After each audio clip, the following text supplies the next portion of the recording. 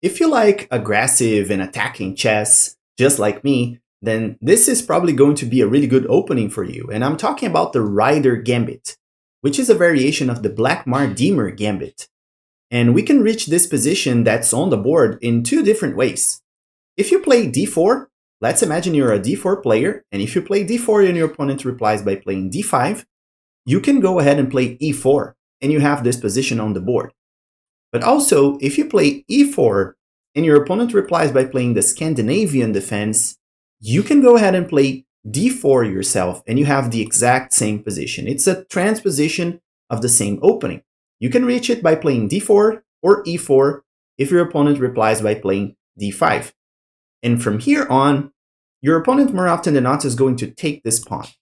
Okay, so when they take the pawn, we are going to attack the pawn with the knight. Okay, so they take the pawn, we develop the knight attacking this pawn, and more often than not, black's going to defend this pawn by playing knight f6. And from here, we have almost the starting position of this gambit. We're going to play f3, offering yet another pawn. This is a gambit line, okay? Remember? So the opponent's going to take this pawn, and the Blackmar-Diemer Gambit players are going to recapture with the knight, but we are going to recapture with the queen and play a different opening here. So this is the Ryder Gambit. We take this pawn with the queen, and suddenly we're exerting some pressure here against this pawn.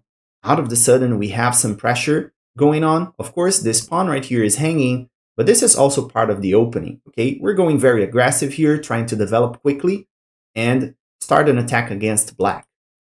Well, black is going to probably think about two moves here, which is taking the pawn or trying to attack the queen, supported by the knight here, okay? Developing the bishop and attacking the queen. Both moves walk into some certain traps, so stay, tuned for the next moves. And sometimes black's going to play this quiet move, e6, if they know the dangers of this opening. But let's take a look at the most obvious move, which is queen takes. When queen takes the pawn here, we're immediately going to develop the bishop and attack the queen.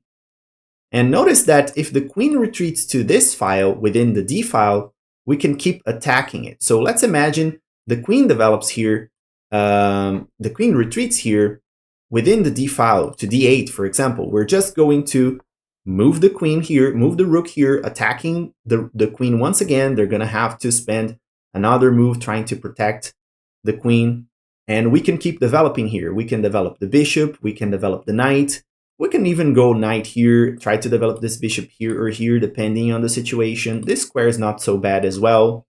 We can go for the knight here too, and try to castle short. And we have a lead in development here.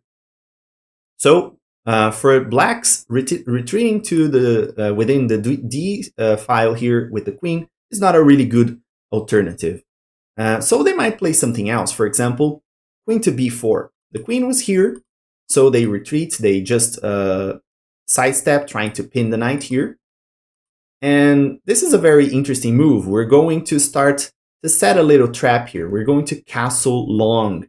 And by castling long, this rook is now controlling this open file.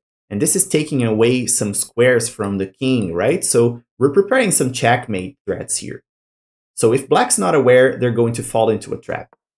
Probably they're going to develop this bishop trying to attack the queen. The knight is defending it, so we have to do something here.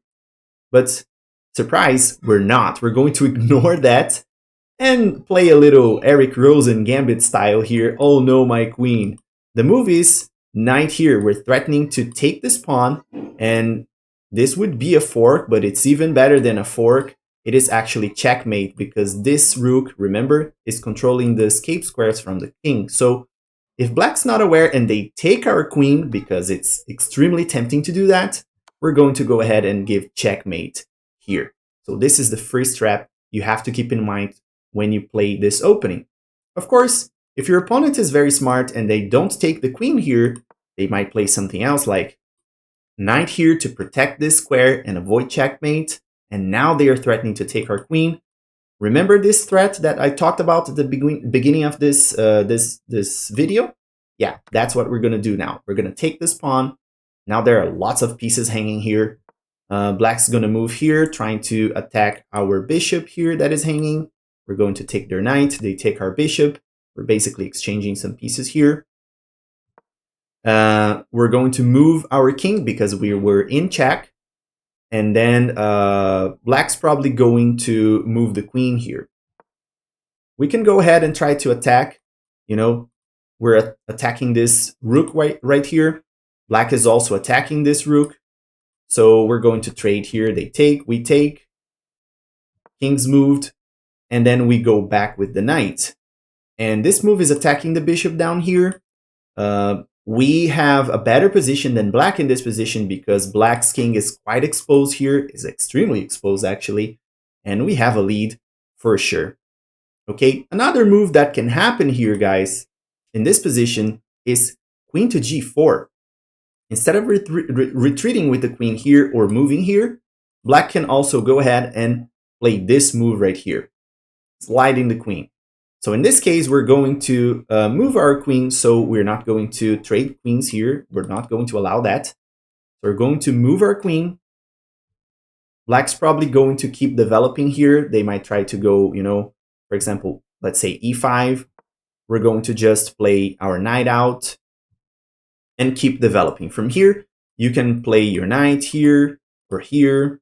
You can castle long or castle short. You have some options here.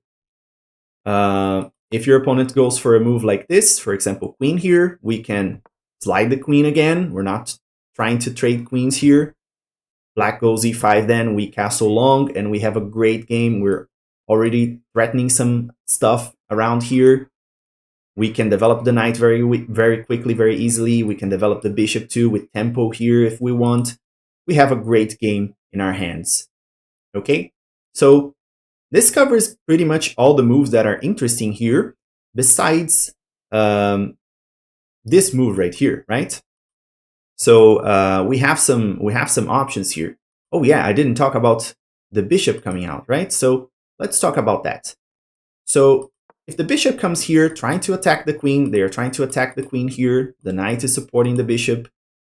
We can go ahead and take the pawn over there. Remember, this bishop was defending here. Now we are threatening to take this this rook. If knight comes out here, we just have this move, knight b5, and we're threatening some crazy stuff here, guys. Look at this.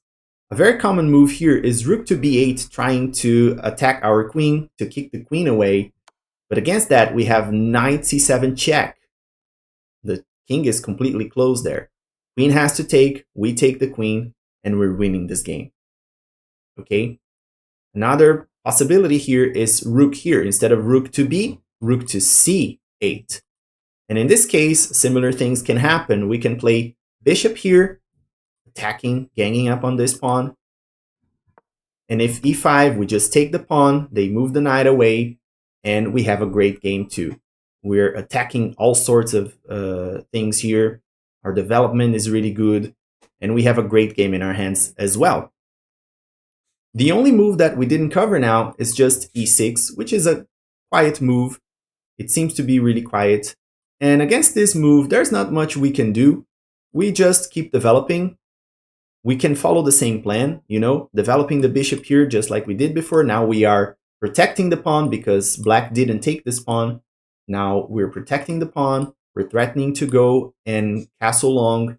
And then we're answering the queen over there. Developing the bishop and the knight here is fairly easy. And we have a great lead in development.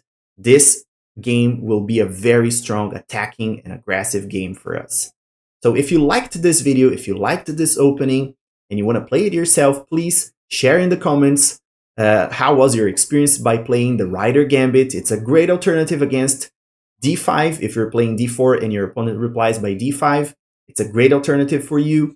And if your opponent plays the Scandinavian defense, you can also play this against it. It's a fairly easy opening system to play. The moves are very similar, and you have some traps that you can use to win quickly. So if you liked this video, please leave a like, comment, share with your friends, and I see you guys as always in the next one.